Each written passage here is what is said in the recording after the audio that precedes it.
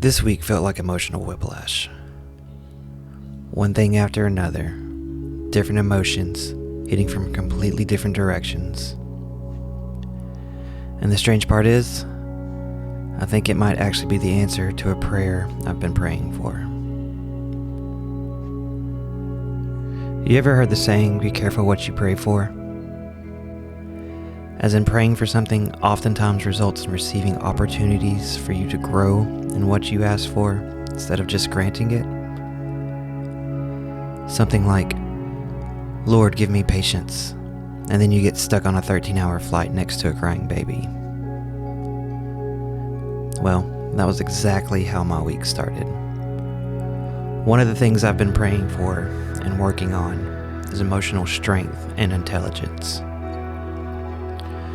From Sunday morning to Tuesday night, I was handed several separate opportunities to practice that. Each one hit super hard, and they carried a wide range of different emotions. And as I acknowledged the feeling, named it, processed and addressed it, and was ready to start moving forward, boom, the next one. On repeat. One right after the other. Sometimes it took over a day of processing, and others half a day to feel I had a grip on that particular emotion and ready to start moving forward. And then, here's an emotion you haven't dealt with yet. Enjoy. Looking back, it felt like a speed run of handling the different waves of grief. And apparently, I was going for the world record. I mean, I had just spent 3 weeks experiencing it, learning and growing in and through it. And then this week was like an exam, the test, and how I handle them. Don't hear me wrong. I don't think I'm some kind of master at handling emotions. Far from it.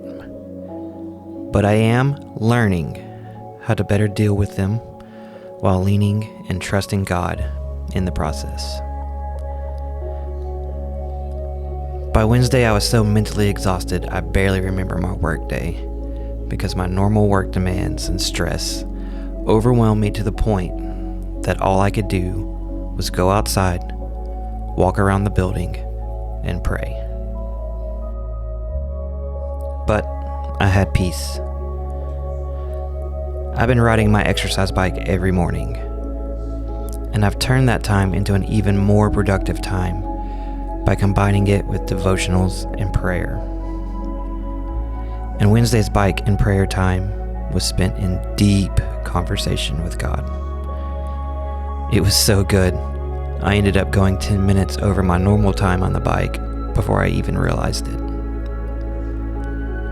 I praised, I lamented, I gave thanks, I pleaded, and I prayed over people.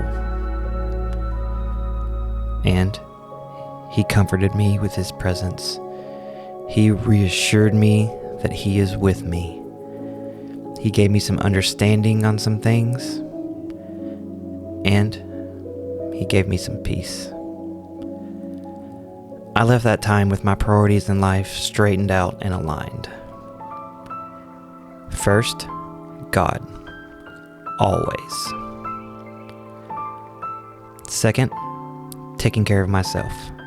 Spiritually, mentally, physically, and relationally.